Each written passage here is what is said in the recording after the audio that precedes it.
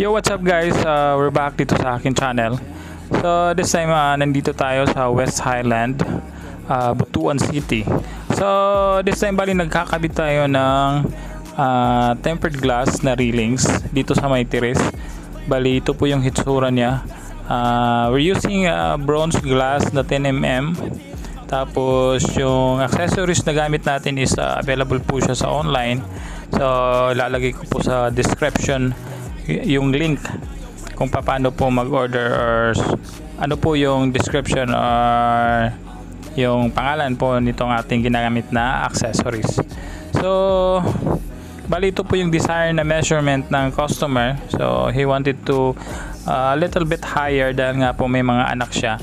So he wanted to secure her children from falling from this area. So bali yung gamit nating stand is coated po siya ng black. So may mga available po na stainless, but ito po yung desire na kulay or disenyo na gusto ng may-ari. Ayan.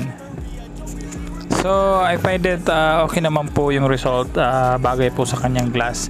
And then you guys might wonder kung bakit may nakalagay na cast tape or masking tape dito sa my corner, dahil nga po yung gamit nating accessories. Ayan, this one po bali mga pundido po yung pang tight. So nabiyak po siya. So yung ginawa natin is para mas durable po, sinasuggest ko po sa may-ari na isiliko na lang natin, dahil nga po once we tight itong mga stand, sasabay po yung glass, dahil nga po yung base nitong ating pinagkakabitan is hindi po siya level. So bali yung ginawa natin is we apply silicone sa corner, and then yung likurang bahagi nito lalagyan pa natin yan after madry, dahil nga po umuulan po ngayon. And then since may mga konting exist na silicone, i-remove natin yan once dry na po siya.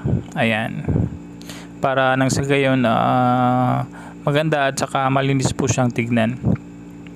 So yung gamit nating pangdugtong is available din po sa online sa Shopee at Lazada. Bali dalawang piraso po yung nilagay natin dito, dahil nga po hindi po pwede yung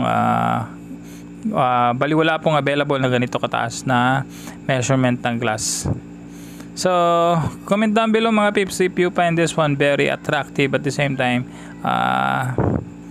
okay po ba sa presyo or sa bulsa.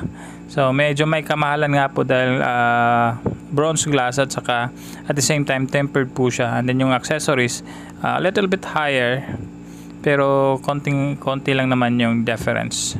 So try natin magkuha ng video sa babang bahagi ng bahay. So yan na po yung hitsura niya mga peeps from here. Yung terrace railings na tempered using 10mm na bronze glass. Ayan, so almost 90% done na po tayo dito sa project nito. Subalit datapwat medyo huy-huy ang atong baga, no, kay medyo lugi siya, pero okay ra as long as makapalit pagyapon ta og bugas, I guess okay ra na siya, no. Pero sa gihapon wala pagyapon tinatagam, pero okay naman ang malugi, basta at least tigid ingon nga walang wala dili ta makatapal. Pero kung buto naon lugi good siya. Pero anyway, pasalamat na gihapon ta sa grasya, no. I still consider this one as grace from God above. Ayan. So from this angle, so makaingon gyud ang patsada siya tan-awon, kumbaga uniform ang glass. Bali ang first option ato sa customer is clear nga railings unta.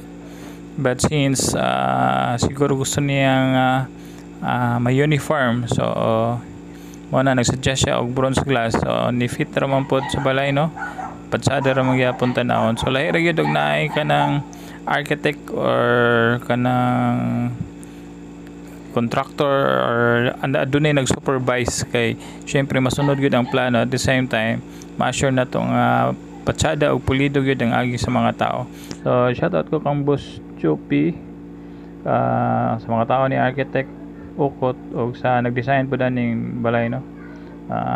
I find it very attractive, kumbaga bagay gid siya diri sa maong luna diri sa may West Highland. Kumbaga gabi ka kanang para siya white house, no, pero bronze ang glass. Hindot gid siya sa mata, lahi ra gyud. So moro na guys, padayon na gyapon to sa pagbati sa atong uban bang mga project, pero tiwason pa nato nino, dagan pa kay tay pang tao sa sulod, mga screen and then stair railings. So that's it for now, bye bye.